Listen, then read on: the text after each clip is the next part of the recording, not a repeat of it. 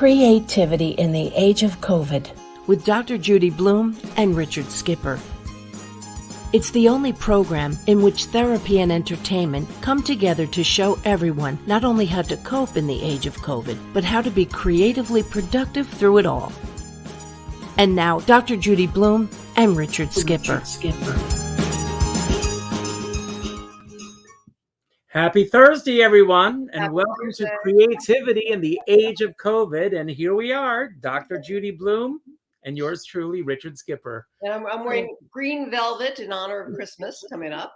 Well, Merry Christmas, Happy Hanukkah, Merry Christmas. Whatever you're celebrating today. Right. Yes, let's all celebrate. So, Richard, one of our guests today apparently didn't get the email link. I sent her the link. And she was confused. So I just sent you her email. Maybe it was an incorrect email. But Okay. I just sent it to your phone. So if you could go ahead and send that to her. Okay, if you can give me her, actually my phone is turned off. Okay. So this is live, everybody. So if you can give me her email address in the private message, I will send her the link. In the private chat area. Okay. But this happens. I thought that she included in the link with everyone? I have no idea. It was not a conspiracy, everyone, to keep her off the show today. And while I'm doing that, you'll talk about what's been going on in the news. I will. You're going to send me the in the private chat. We'll go live with this, and I will send her the link, and we'll get her right on the show in a few minutes. So here we are. Okay, you saw that, right? Bear with us, and there we are, everyone. Okay. So I'm going to send this to her right now. All right. Well, while you're doing that, what I was going to talk about a little bit today was just COVID is still with us. We're doing better, and boosters are definitely helping, and Omicron doesn't seem to be as serious as Delta, but certainly it's contagious. And part of the upshot of that has been a number of Broadway shows have had to, close for a couple days here and there because of that, because people have been getting cast members who get tested every day. A couple have been testing positive. They are largely are asymptomatic, but they do get tested every day. And some of the ones that have closed Ain't Too Proud and closed temporarily. I should add, these aren't like closed for good, but they do have to close for a couple of days. Ain't Too Proud,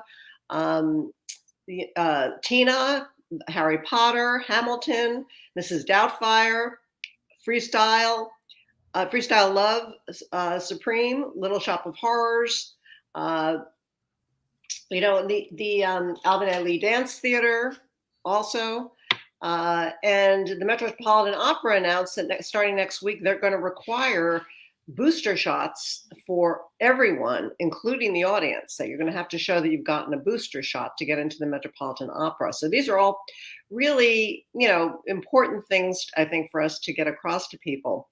It's also very widespread in London. So a lot of the London theater is also having to close for days at a time. It's such a shame because, first of all, on Sunday night, we had friends over for dinner. Mm-hmm. And a friend of mine, her son and his son came up on for the weekend. Mm-hmm. And they had tickets to see Mrs. Doubtfire, which, of course, they were not able to go and enjoy because of all of this. And it's a shame that people buy tickets. They come to New York, this whole experience, and this happens. Yeah. And, in the Cheesecake Factory, there was a protest in Times Square yesterday from the anti-vaxxers who are protesting because they do not want to do this. And I don't understand business owners. Mm-hmm. This is going to be my soapbox for the day, and then I'm off of it. Saying we don't want to police people coming in. Mm-hmm. But Judi, you and I both know, growing up, I grew up in Myrtle Beach, South Carolina. Mm-hmm. I grew up in an area where there were signs saying you can't come in if you're wearing a tank top. You can't come in if you're wearing cutoff shorts. Right. You No shirt, no shoes, no service, right? You know? And these businesses really enforced these habits. Mhm. And I'm also a member of the Friars in New York. When you go into the Friars Club, you present your card. You Mhm. do the same thing when you go to Actors Equity, which I'm a proud member of. Right. You have to show your card in order to audition. Yes. This is not policing. This is following rules. This is following guidelines. It's not asking a lot just to follow the rules. Yeah. No, it's awful because it's almost like this rebellion, you know, against following the rules. And people are taking it out in the wrong direction, you know, and that sense of entitlement that is sort of rampant is really disturbing. I really agree. And you know, people, we do this for each other. You know, it's for everybody. And So I it's think really, that's the bottom line. I think it's all come down to this sense of entitlement. yeah, And I think if we could just get past that and realize that we're doing everything for each other instead of me, which, you know, maybe we could, you know, get to the bottom of all this yeah. and, you know, do what you can for your fellow man and just get out there and let's try to get to the bottom of this. Yeah, and And the good news here is that, you know, with the shows, you know, testing everybody and closing when they have to, it's safety first. Okay, they are doing the responsible thing. They don't want to close; they lose a lot of money, you know. But they are concerned about the safety of their actors and the safety of their audience, and that's really how you have to look at it. And yes, it is disappointing for people who show up, and you know, it's suddenly canceled, and you know, you traveled there, you made your plans. I mean, of course it's disappointing, but you know, I went to my first shows go on is now safety first. I've been to a few cabaret shows, but I went to my first theater show last week. And I will tell you, I've been holding back going to see a show because the idea of sitting in a show for a couple of hours with a mask on was something that I was not looking forward to it. Right. But I'm telling you, I forgot that I was wearing a mask. Mhm. And I've gotten used to it. Yeah. And it's this whole thing that now my friend David Joseph, if you're watching David, he designs masks for me. Uh-huh. So I wear masks to match my jackets when I go out. And it's become a fashion statement. Mhm. So everybody dress, go out. And speaking of fashion statements, I want to bring on our first guest, and I hope that Pamela will get here. I sent her the link both through Facebook and everything. I apologize. I hope that she's able. She's sending me a message, so let me see. She's saying that she can't get in, so I don't know what to do. So I'm going to have to turn my phone on. Let me. Do you want to give her a call and find out what the issue's going Yes, on? I will do And that. while you're doing that, I will take you off camera. Right. Just give me a signal when you're ready to come back Right, on, will and I will bring on our first guest. no problem. I'll take you off for a moment, and I will bring on Helane. Hi. Yes. I got the email. You got the email. I want to talk about you for a moment because, first of all, you are one of my favorite people in the community. Thank I you. want to share something with everybody because just before COVID, I reached out to you, and you and I went back and forth because I wanted new business cards. And I wanted something that would be unique to myself alone, that did not look like your standard business cards. I wanted something that was going to just be unique to myself. Here they are, folks. I'm going to share these. Here they are. Can you see them? And there they are.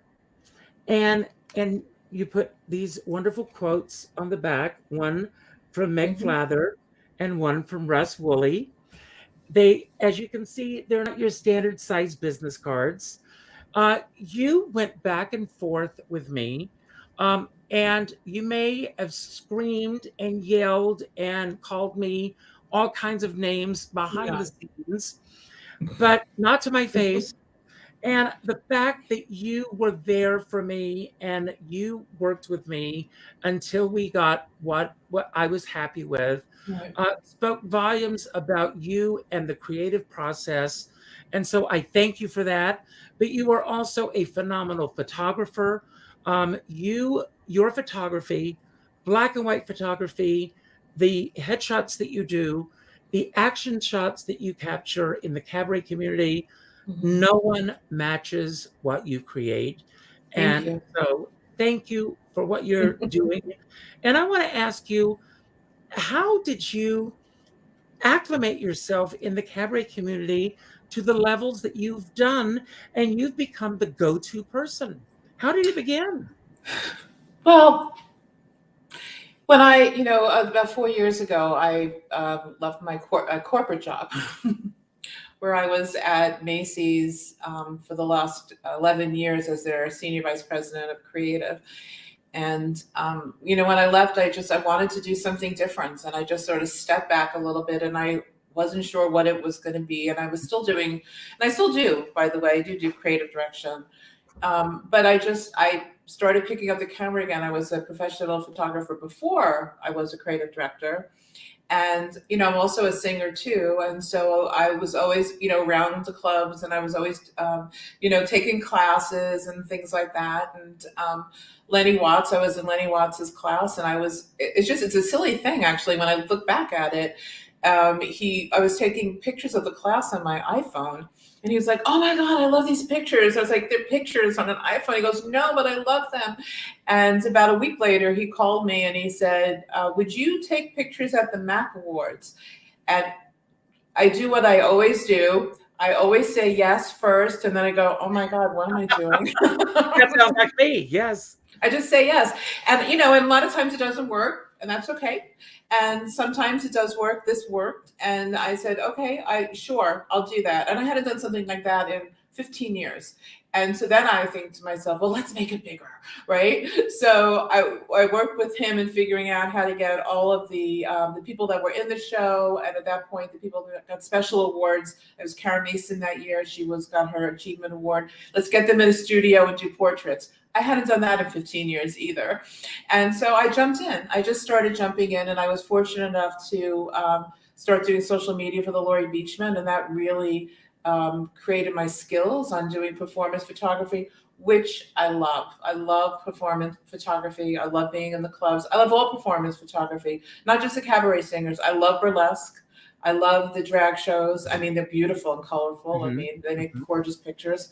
And I just kept on plugging away. And I guess I've always done that. That's not anything new for me. If I see something and kind of look towards it, and I plug away and I work hard at it, and I still am plugging away. There's a lot of people in the business that do this, and you just have to keep working. You just have to keep working on it. But you are so unobtrusive when you do what you do. I'm a photo ninja, I tell people. Well, what's the secret? I mean, how do you do what you do? You capture such great shots without being in the way. I mean, well, I think there's one particular photographer, and she may know who she is, but she is, when I see her walk into a room, the hairs on the back of my neck go up because she gets in the way between the audience and what's going on stage. I don't do that. I mean, I think there's two things more than two things, but I would say two things. Is respect for the artist and the audience, utmost respect for that. And being a performer as well, I know I can feel the ebbs and the flow of the show.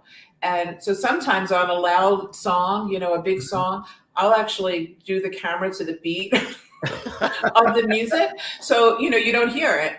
And I never shoot during a quiet moment. Never. And I don't shoot during quiet songs. I just put it down. And then I watch, and it's not okay. I don't think it's okay. So I try to do what I would want for myself. Do you ask to see the outline or the actual, do you have an idea of what the show is? Sometimes, because I'm a photojournalist for Broadway World, a lot of the times I go in as pressed if I'm not shooting privately for a client. For a client, they'll give me a run of show. The press lately, the clubs have been giving me run of shows, and I don't have time. I don't look at it. I always look at it later to see what those songs were. It's nice to have the information, but no, I don't do that. But I always go on YouTube and research the person. When I go and I look at their songs and how they sing and how they perform. And so I have a little bit of an idea. I want to say something. Pamela Clay, if you are in YouTube, you are in the wrong room altogether. You should not be in YouTube.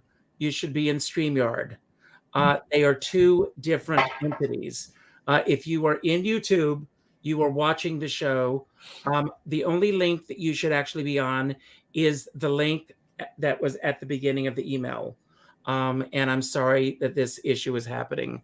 And I'm sorry that there's this issue. I hope that you'll be able to figure this out and join us. I want to ask you one question, and then I'm going to bring Ted Nash on. But I know you created these cards for me, literally on the brink of COVID. Yeah. We know this was going to happen. What did your calendar look like when COVID happened?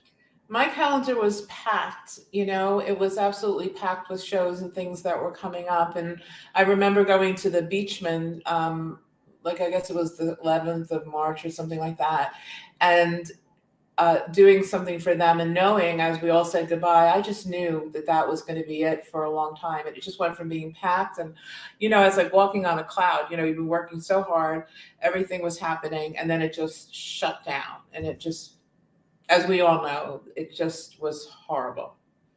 Yes. Well, I am, I want to bring our next guest on. I am so excited that Ted is here. We are actually meeting officially for the first time today because I have been dealing solely through his manager, I think it is. Ted is a Grammy Award-winning songwriter, saxophonist, flautist. I am pronouncing that right. Am I right? Nice. Yes. Yes.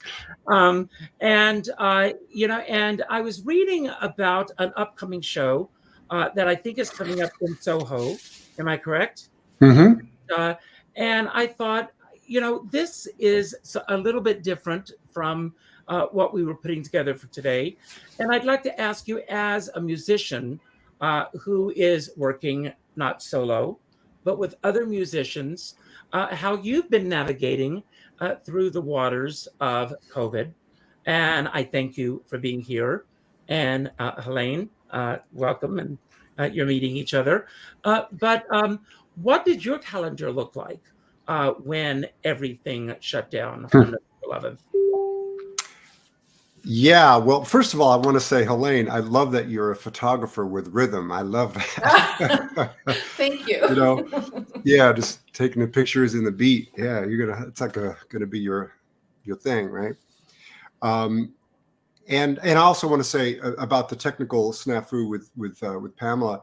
I mean, this stuff is hard. This stuff is hard. We've all had to jump into a digital way of living life, and it's not that natural. And yeah. I think that COVID has brought on, obviously, a lot of responsibilities to learn a lot of different technology and to live it suddenly when it's maybe not all that natural for us as human beings. But so I struggle with it too. I understand very much about that struggle, because it's not just a technical thing, but it's also a different way of connecting with people, which isn't the same as what we're used to. And I think it's the long term, the last couple of years, it's like, yeah, we're hanging in there, we're doing this, but that has a very long term kind of an effect on us as people, just having to deal in a different way. But thank you for having me on. It's an honor, of course, to be here and to be with other creative people and talk about these things. And I will say, excuse me, to let Pamela and Bruce know, they are in the wings. I can see them, and we will be bringing them on in a few minutes. All right. They can take a deep breath. But she just Fantastic. did something and she turned off her device. So whatever she did, she needs to go back and do what she did again. Oh, Okay. no. Yes. Okay. Case in point. So Ted, I'm sorry to interrupt you. Go ahead. No, yeah, and you mentioned this the show coming up, which is December 29th at Chelsea Table, and that's the concept of that show is John Coltrane meets Johnny Hartman, the great singer, and they recorded a record together, and we're going to do a lot of material from that. We're going to feature a young vocalist, very talented young student still at Oberlin, named Chris McDowell, and he's got that kind of rich voice, and it's going to be a great concert. So I hope people can come out. It's December 29th. But yes, the same question that you had for Helane. It's like right as COVID was coming on, we're looking at our calendars, and I work regularly with Jazz at Lincoln Center with Wynton Marsalis, and we do 35-week season. And I remember at the beginning of March, going into April, we had just come off a long tour and everything shut down, and it was weeks and weeks and weeks of work that all got canceled.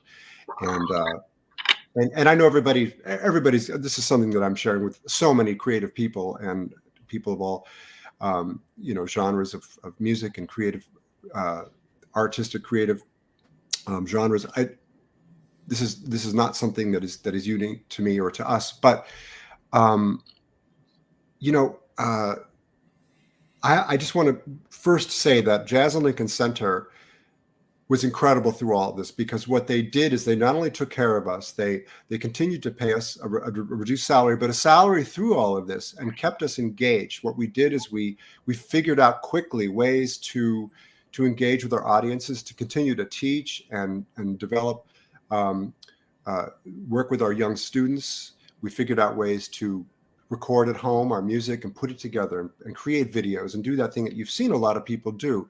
We got together, we shot videos, we did live concerts with no audiences. Wow. All of this stuff was very, I don't know, it was stressful, because we were doing things in a way that wasn't natural. And when we play music, and you all know, people who are musicians, that we rely on the vibration of everybody together in a room to create this thing, which is music, and to do it all separately and put it together. It's not the same. I was really lucky and fortunate and really blessed to be able to be creative through this time, but it was very different. And I think, like we were talking about how the digital age and all this stuff, I think that took a toll on a lot of people. We were happy that we were being creative, but it was just a slow kind of wearing down of our souls, and as things start to open up, we take a breath, and now we're dealing with this feeling of how difficult it has been, throughout this time.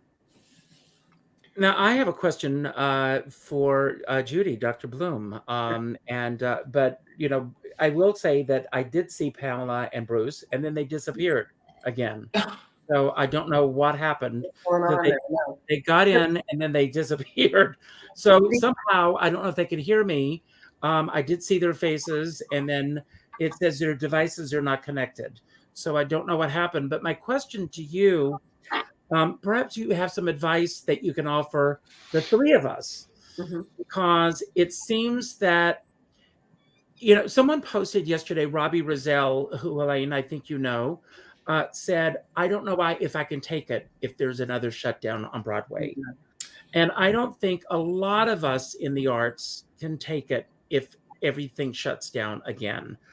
And here we are. It's like the little engine that could. We are just getting back into everyone thinking that everyone's back to normal. Yeah. I have to tell you, last night I was watching CNN, and I see the advertising for Times Square on New Year's Eve, and that scares the hell out of me. Right. Yeah, I would assume it probably is scaring the hell out of, New Yorkers too, and the mayor of New York. I wonder if they'll still go with that. I'm guessing they will, but who knows? So my question to you is, what advice do you give to those of us who are in this position right now, where it's like one step forward, two steps backwards. It's the world that we seem to be living in right now. Yeah. And it's not just performers. It's all of us are in that world, People are getting ready, to go back to the office, or at least go back part-time to the office. I mean, it was just, the schools are in session, it is a definite demoralizing kind of a period when we have these, times when there are a resurgence of COVID. And I think eventually it's going to become something like the flu, okay, where it's just going to be a seasonal kind of a thing that we get inoculated for and hope for the best, and when you're sick, you stay home. And eventually that's kind of where we're going to be. But for right now, it's young, if you will. It's new. They're still trying to figure out exactly the best way to contain all of this, the best way to do it. I don't know that there's a way to not be a little demoralized by it. I think that's just a natural reaction. But I think we also have to tell ourselves that this is temporary, because it is temporary. And eventually it's going to settle down and become what we need to be. So, it's kind of hang in there and expect a bumpy ride. Yeah. Pamela and Bruce, are you on a phone or are you on a computer? Computer. Okay. The issue was that I do all of my communications video wise when it's just myself with our phone, because I don't understand, as you can see, I don't understand any of this stuff. And I just did a show Saturday night using this camera. So I know that I have to have a camera, but it was on a friend's laptop who comes to do all the tech for me. So I know how to do it on the phone, but I don't know how to do it with the laptop. So you're teaching me, Richard and Judi. I'm so Well, the good news is that you are here, and I don't know why you pushed Bruce out of the picture. That's right. There he is. just sitting over. I haven't pushed anyone out of the picture. But if I can do this, then we can get you both in the picture. There you go. So welcome to the show. We got you here. That's the good news. Yes, the miracle. Christmas miracle. Pamela, you and Bruce just did a show Yes. this past week called Cosmic Christmas. Yes. You also did something with Bernie Firshpan, who Helane and I both know, through Metro Zoom. Yes. What was that experience like for both of you? Well, thank you for asking. It's actually this show that we did last Saturday night is through Metropolitan Zoom in New York. And what happened was, speaking of COVID and creativity in the time of COVID, Bruce and I are like, show dogs. We love to put on a show. And so to have COVID come, it's like, what are we going to do?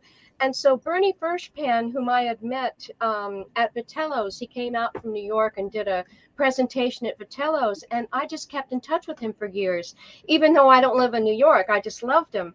And so when COVID started, Bernie contacted me and said, hey, Pamela, we're shutting down the Metropolitan Room here in New York, but we're switching our whole platform over to Zoom. Would you like to do a show? I had no idea what he was talking about. I just heard, would you like to do a show? And I said, sure. So that was back, I think, when was our first show? August 2020. Wow. And so we've done, and now I think that was our 8th show that we've done with Bernie through Metropolitan Zoom. Congratulations on that. Thank you.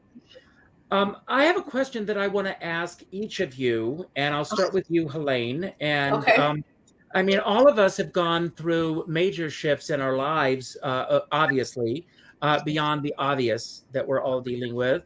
What do you think that, and this is a question that I've asked in previous shows, what do you think has been a major impact that has happened over the past year and a half plus in your life that you've learned about yourself in terms of resiliency and getting through this, that you think that you will carry through in terms of the way that you will move forward, in terms of the way that you live your life and that you create your art?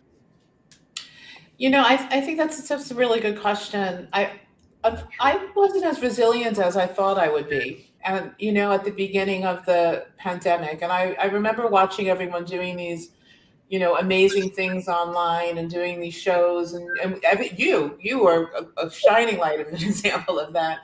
And I wasn't capable. And I always thought of myself as that person that, could do anything. And so I went back to my roots on what really grounds me. And I'm a crafter, I'm a knitter. And years ago, I actually had a knitting store in the West Village. And whenever things get terrible, I start to knit and I start to use my hands. And then little by little, that wakes me up in a way. And so I guess I learned not to be so hard on myself, because I wasn't what I thought doing what everyone else was doing and saying, okay, I could do things at my own pace. I have tendency to be very hard on myself. So I think I would say that's what I learned, that it's okay. It's okay to take your time.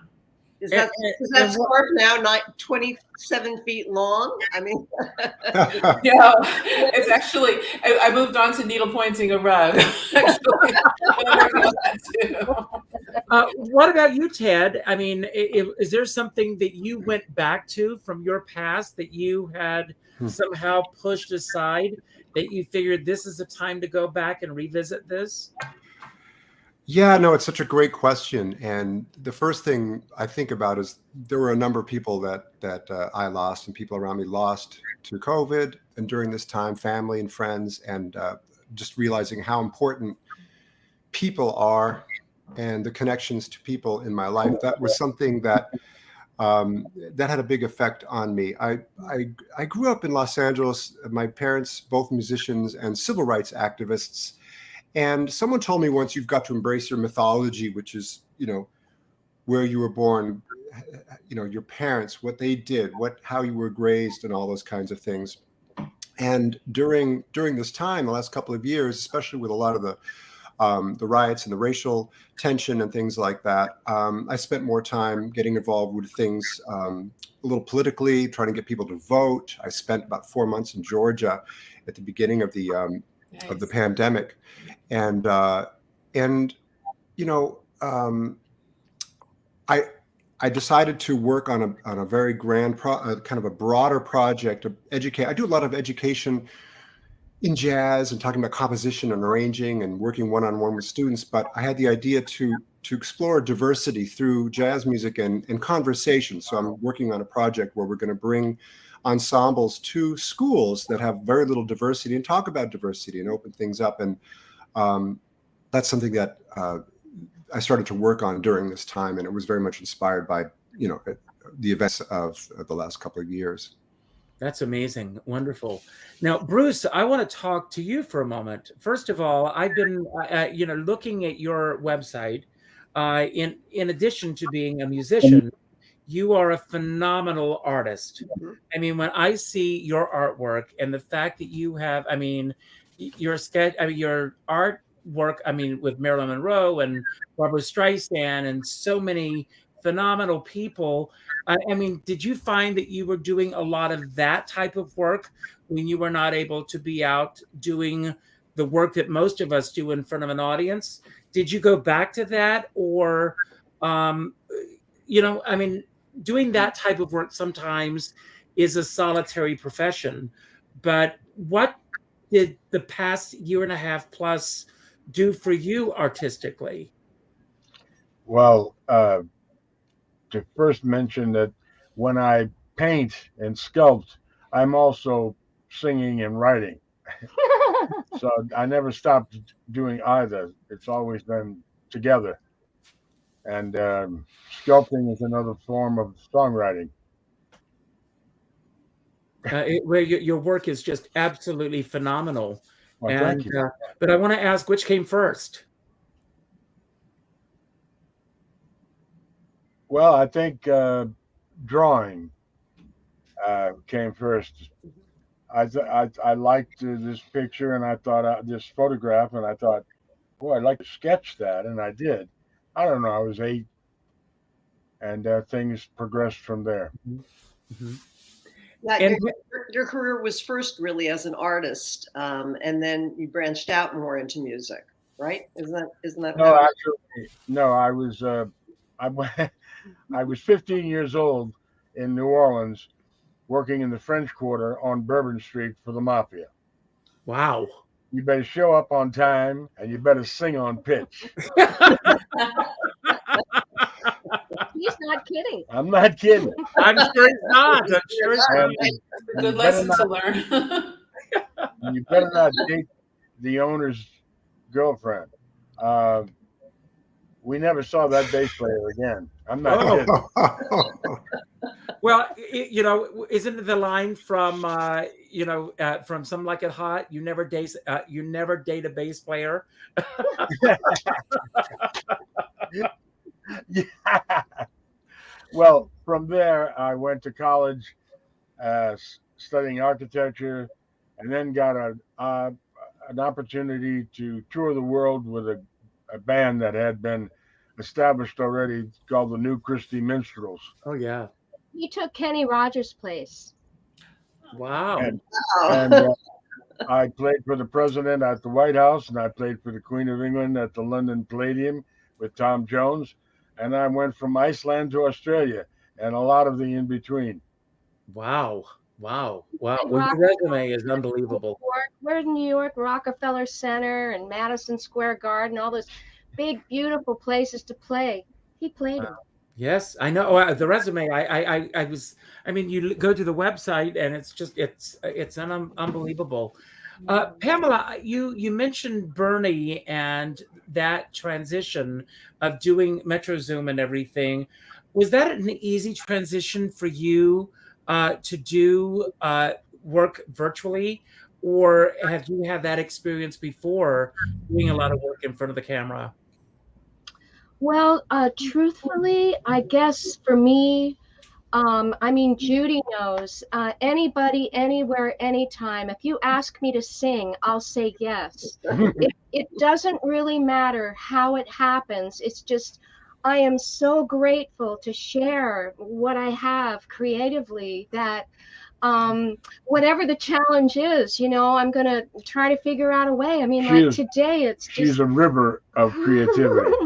And so I guess for me, the tricky part and maybe the sad part, quote unquote, is not being able to have your eyes looking back at me.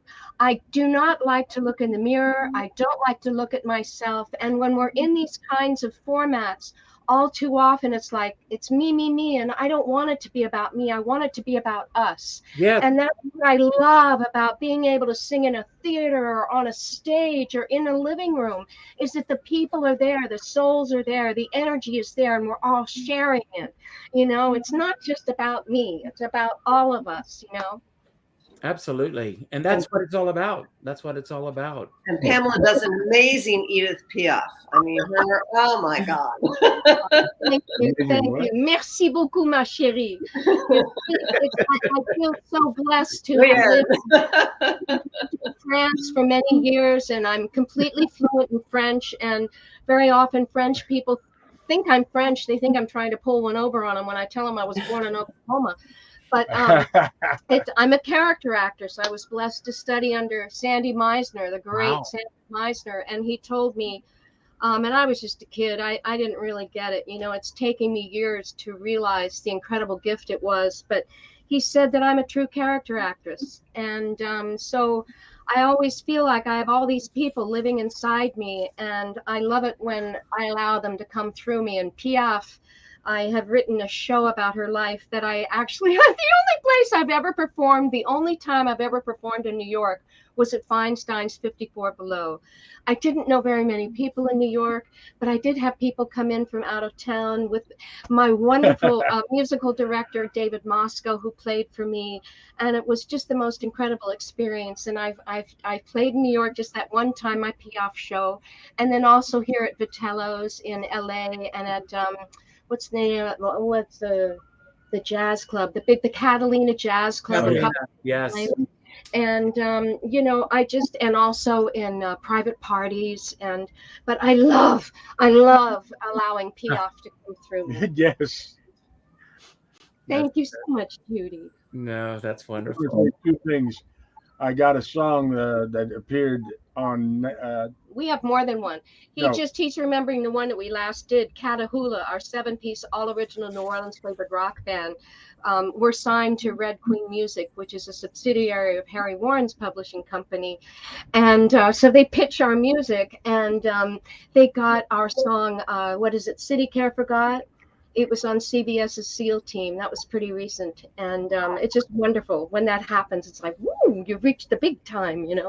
and as far as big time, my proudest moment was when I was asked by Mrs. Coretta Scott King Oh, yeah. to her husband, Dr. Martin Luther King. Oh, yeah. And I did. She approved it. It went global. And it's one of the feather in my cap I'm proud of. Yeah. Beautiful. That's wonderful. That's great. Thank you. Judi, any questions or anything of it?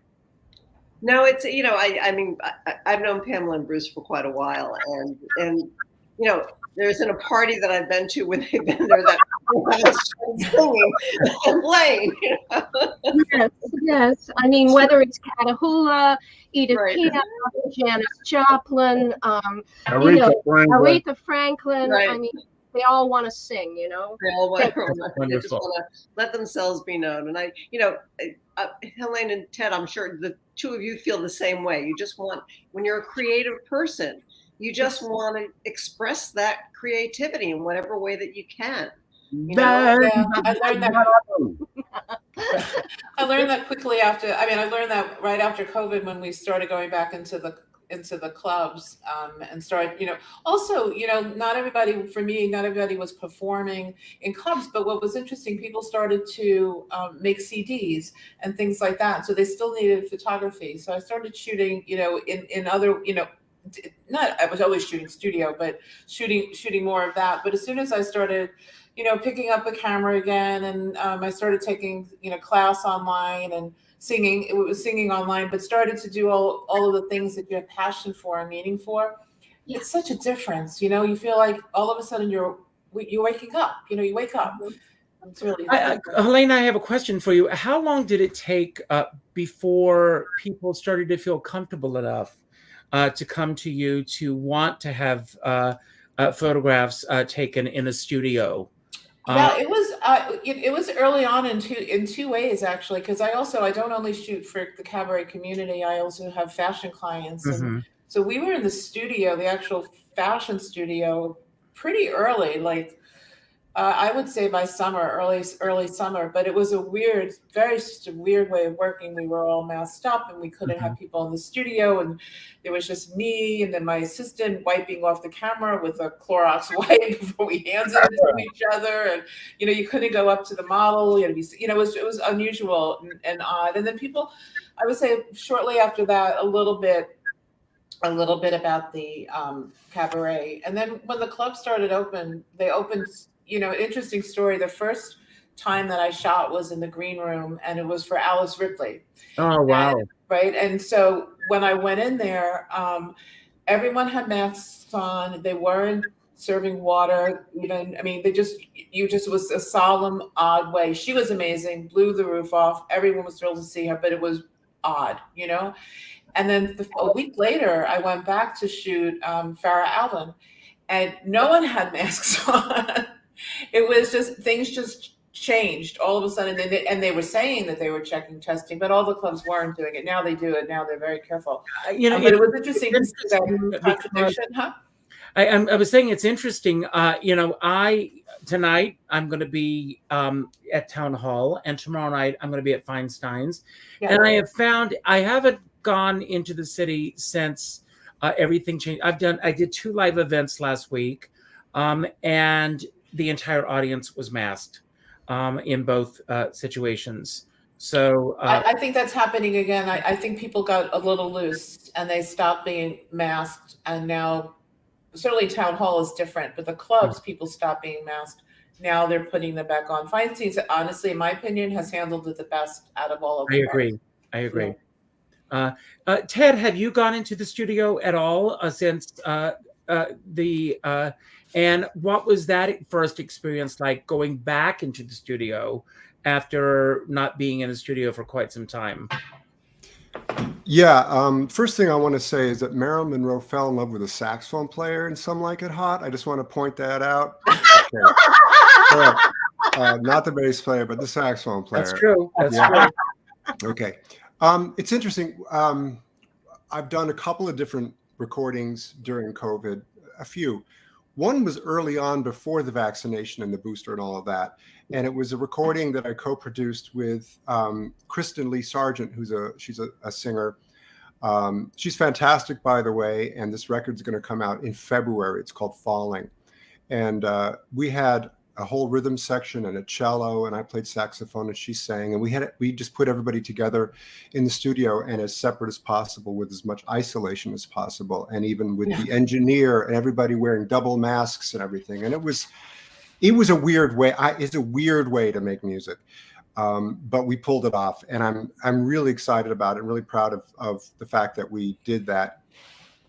Following that, after a time, I went in with my trio into a studio, and we had a very small bubble, but we were all vaccinated, and it was a much different situation. We felt much more comfortable. Everybody, the engineer, everybody was vaccinated. So I think we can breathe a little better, but I think it's too soon to be cavalier and take too many risks. And I do love that Feinstein's and Jazz at Lincoln Center too is requiring vaccination cards, requiring the masks, and it makes everybody feel a little bit more like they can breathe while they're enjoying this music. I think that if they didn't have those mandates, people would be nervous and might not come out. So I think it's important we respect what is asked of the audience and of the musicians. I mean, we're all wearing masks backstage, but it's a crazy time. It really is. Absolutely. And Pamela and Bruce, I mean, both as an audience member and as artists on the stage itself, have you been to many shows in the LA area in recent months? And if so, what has the experience been for you as audience members? And what was the experience like for you being on stage at Vitello's? Your show that you did, Cosmic Christmas, was that both with an audience and streaming, or was it just strictly streaming? The Cosmic Christmas show was through the Metropolitan Zoom platform. So it's through Zoom. And so what happens is all ticket buyers are either able to attend live through Zoom, or after the show, which is one of the things that I'll be doing today, is I've already created the private YouTube link. But the folks that had bought tickets that were unable to come, I'll be emailing them the show. So this private link that they can watch anytime. So it's not streaming, but it'll be available 24/7. And as far as going out, no.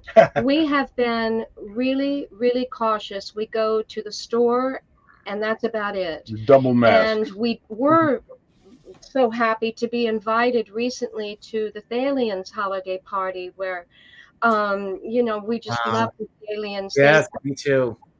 I've performed for them for many, many times and have some awards here from them. They're just such beautiful people, and all my family's military. I won't start crying, but I so appreciate what they do for these wonderful service people. And so we went to their holiday party, and it was a big, beautiful event. And that was the first time we had been out, and we were nervous. But they did ask for the cards when we walked in, and we were very grateful for that. And I did go to a friend's play last Sunday. Again, they asked for a card, but I can't, and we all wore masks. But I just truly don't really feel quite comfortable yet.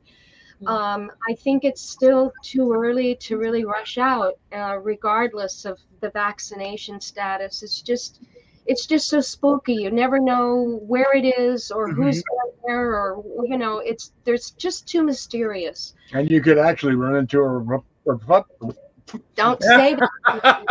Don't say that. No, I was going to say. No. This is I was global, going to baby. say puppeteer. Puppeteer, Yes. yes. Because it's just We're all on the same page. You know how dangerous puppeteers are. Come on.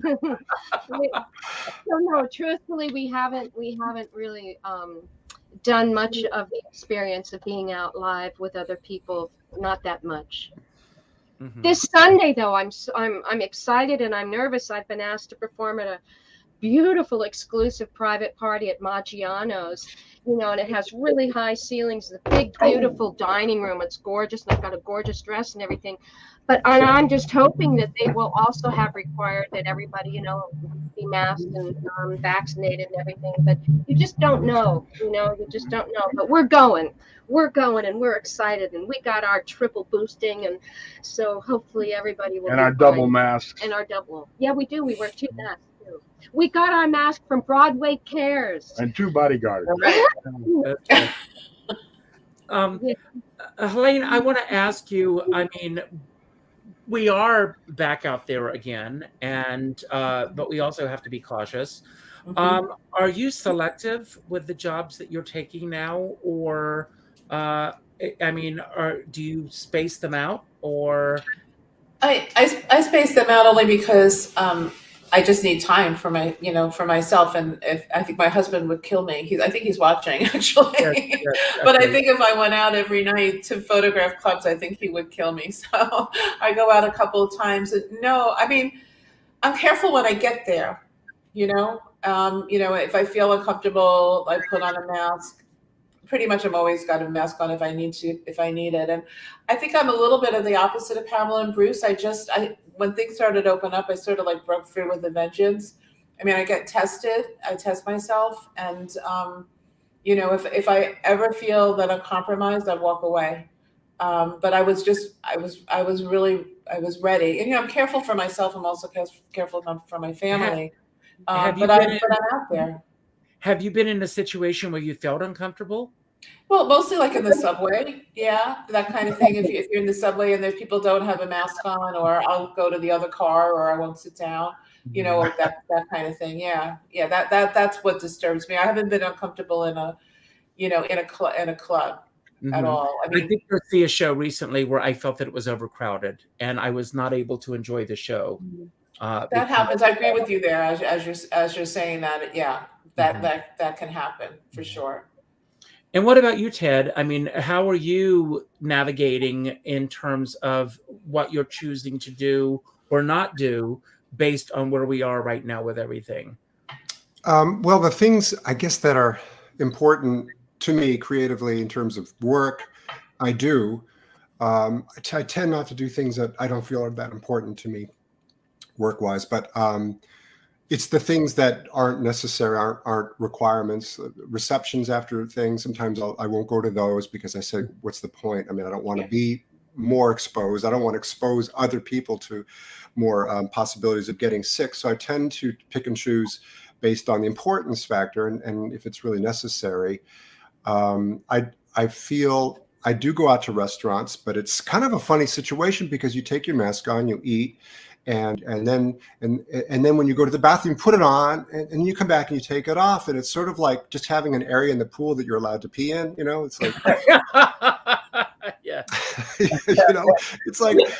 But with that said, I do think it's important that we respect the mask thing. And so I think if you're like Pamela and Bruce, it's like if you're not comfortable going out and being in environments where there are a lot of people, you should not do it. And I think that every choice people make should be respected because that's what they feel and that's how they feel comfortable. We shouldn't be telling people how to feel. Everybody has their own feeling through all of this, and we have to respect that.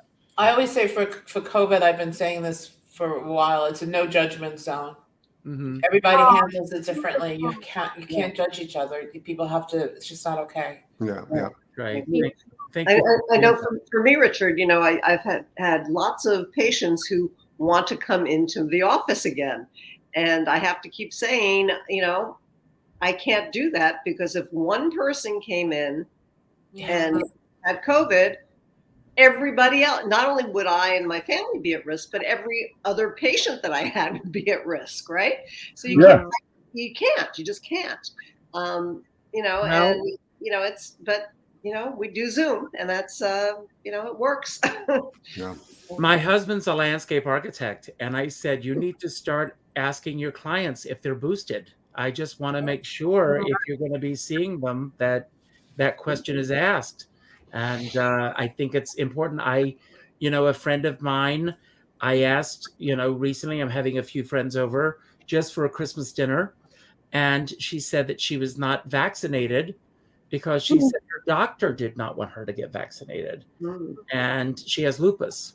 And I can understand the doctor making that decision, but I said, I'm sorry, but I don't want to make my other guests feel uncomfortable either. So, and I felt bad, but, that's where we are. Pamela and Bruce, I know that you're making a decision not to go out, but you're being asked to, to perform. And obviously, Pamela, you're that person like myself who wants to perform when you get the opportunities. Is it difficult for you to say no now? It mangles me. It literally mangles me. Yes. It's extremely difficult. Mm-hmm. Well, we are, believe it or not, at the end of our show. I'm sorry about the issues that you both had getting on. So sorry. It's just, no, but you made it. I would have had the laptop all hooked up and all the little hookums and everything. It's like, oh my goodness. You'll come back again for another show. But anyway, I want to say a few, everybody's going to get a chance to say your final word today. And what we'll do is I'm going to say a few words. I'm going to leave the screen. And then Helane, you will say a few words. Pamela, you and Bruce, Ted, and then Dr. Bloom will have the final word. Before we leave, I want to thank everybody who joined us today. I know that I can speak for everybody in this room when I say this. Those of us who do what we do, when you spend time with us, we don't take it lightly. So thank you all who took the time to be here today. I want to say, don't just think of this as a drive-by. Check these people out. Helane is a phenomenal photographer. Check out her work. I said, these business cards are the best business cards I've ever had. If you need business cards, reach out. Check her out. Check her work out. Ted Nash, he is phenomenal. If you check out his website, if you see that he's performing anywhere, check out his, his CDs, everything. Check out the music. Pamela, Bruce, if you know they're performing anywhere, you can actually go and you can sign up and get to see them in concert through Metro Zoom. There is a way to support these artists, either live or virtually or other ways. Please support them. I also thank all of you who are here at Richard Skipper Celebrates. I hope it won't be your last time. Dr. Bloom and I, next week is Christmas week. Can you believe it? Wow. We won't be here next week, obviously, but are we here the following week, Dr. Bloom? Yeah, it's New Year's week. I'm here. We'll be here the following week. So we'll be putting something together. Come back and join us. I also end every show by telling everyone to go out and do something nice for somebody else without expecting anything in return. Go to your Facebook friends list, go to the 7th name that pops up, and reach out with a phone call. Not an email message, not a text message, not a private inbox message, a phone call. And let that person know what they mean to you. Those of you who know me know that I lost a very dear friend a few weeks ago. Luckily, the night before she passed away, we spoke on the phone. And I was able to tell her how much I love her. That was the last thing I said to her. Little did I know that that would be our last phone call. So take the time to reach out to your friends. It's very important that you do that. And I'm going to leave the screen right now. And Helane, you've got the stage to yourself. I love you, Helane. I love you, Richard. And I hope that our paths cross soon. They will. And I promise you, I'm not going to hug you, but I'm going to give you a virtual hug. Okay. I love you. Thank you. Helane, your final words. My final words. Well, it was interesting what Richard just said about making phone calls through the pandemic. We got so involved in, with email and all of that. I actually started picking up the phone to call people, instead of doing Facebook birthdays and on Facebook, I would pick up the phone and call people to wish them a happy birthday. They were always shocked, because people don't get phone calls anymore. So I think that's a really great message too, is just stay in touch with people. I'm really grateful for this opportunity to come on here with everybody. It was nice to meet all of you. I hope to see you all in the clubs eventually, and stay safe. You too. Yeah, Helane. Thank you. Ted? Oh yeah, no, I echo those sentiments extremely. I reach out to people. It's so important. If someone you haven't talked to in a long time, just pick up the phone. I love that. I love what Richard said and Helane. Yeah, and if you find that you have extra time, investigate people that you're interested in online and find out what they're doing creatively, and tune in and let them know how you feel about it. It means a lot to the artist to know that people are checking out their work and appreciate it. And if you do feel comfortable as things open up, go out and support live events and live music and theater. It's really important that we do that. It makes so much difference to the artist to feel that from people. So thank you so much for having me on. I've appreciated hearing all of you and your stories. Thank you. We look forward to hearing you play as well. And Pamela and Bruce. Hi, darling. Oh my goodness. And Tom says hi. Oh, I am high. I mean, no, hi. he's not. Merry You know, Christmas, hi. he can't help himself. He's just a jokester. But Yeah. you know, it's funny, when we first got together, he knew all these dirty jokes. And I not only don't understand dirty jokes, it's like when you have to repeat them, it's like they're not funny. And so it's like, he knows all these clean ones now, but he just can't help himself. But yeah, we've always kind of been that way. I mean, Bruce is totally old school. He's totally telephone only.